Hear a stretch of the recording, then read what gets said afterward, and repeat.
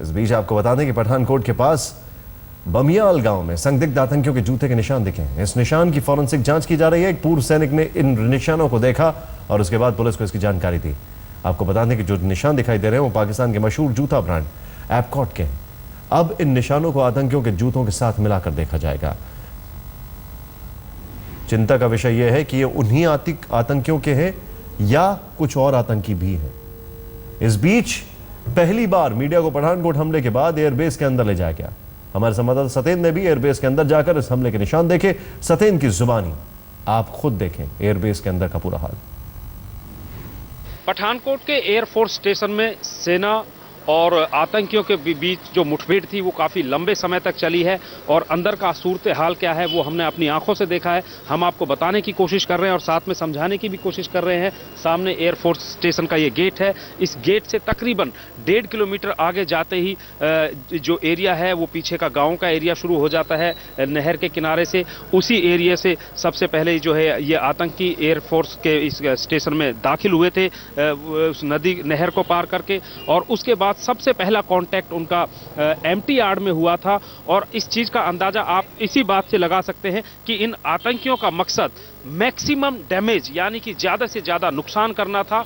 जैसे ही empty yard में ये घुसे हैं, पहला कांटेक्ट हुआ, कोई दिखाई नहीं दिया तो जो गाड़ियां खड़ी थी उन्होंने सबसे पहले उन गाड़ियों में आग लगाई। इसके बाद जो है एयरमैन्स का लिविंग एरिया है उसमें आगे बढ़े। उसके बाद जो है डीएससी मैस है जहां पर गुरसेवक की शहादत हुई, वहां उनका जो है मुठभेड़ हुई। जो है वहां पर गोलीबारी करने के बाद जब आतंकी उस इलाके को खाली कर रहे थे उस मैस को, वहां पे भी जो व्हीकल खड़े थे उन्होंने उन सारे व्हीकल्स को आग के हवाले कर दिया। इसके बाद वो आगे बढ़े। आगे बढ़कर एयरमैन्स का एक तरफ लिविंग एरिया है और जो दूसरी तरफ जो प्रेमाइसिस है, डबल स्टोरी बिल्डिंग है, उस पर उन्होंने कब्जा कर लिया। और उस इमारत को खाली कराने में मेरे ख्याल से सबसे ज्यादा मशक्कत जो है एनएसजी के जवानों को करनी पड़ी है। उस पूरी बिल्डिंग को तोड़ा गया है। चप्पे चप्पे पर जो है तलाशी ली जा रही है, सर्च की जा रही है, बॉम्ब्स को डिस्पोज ऑफ किया जा रहा है।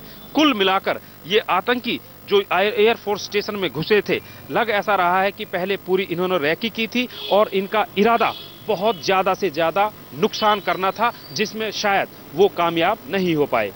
कैमरामैन ओम रांटा के साथ सतेंद्र चौहान, पठानकोट आज तक। बीच पूरे मामले में सियासत भी गर्म है। कांग्रेस ने पीएम मोदी को घेरा है तो वहीं बीजेपी ने भी इस पर पलटवार किया है। ये सरकार पूरी फेल हो गई है। इस देश को प्रोटेक्ट करने के लिए उनके पास कोई काम यंत्रणा नहीं है। यंत्रणा है लेकिन उसे ठीक तरह से काम नहीं लेना चाहते। तो ऐसी सरकार इस देश में चलती रहेगी तो हमारे अच्छे दिन के बारे में हम देश को हम ये टेररिस्ट के हाथ में देने का काम कर रहे हैं, ऐसा हमें लगता है। आतंकवाद इस देश को विरासत में मिला है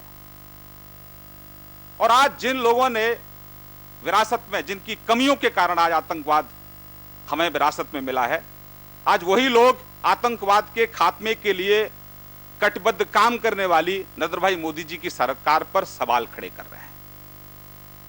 शिंदे साहब, आत्मचिंतन बीजेपी को करने की जरूरत नहीं है। आत्मचिंतन आप जैसे लोगों को करना चाहिए जो लगातार आतंकवाद पर वोट बैंक की रोटियां सेकते रहे।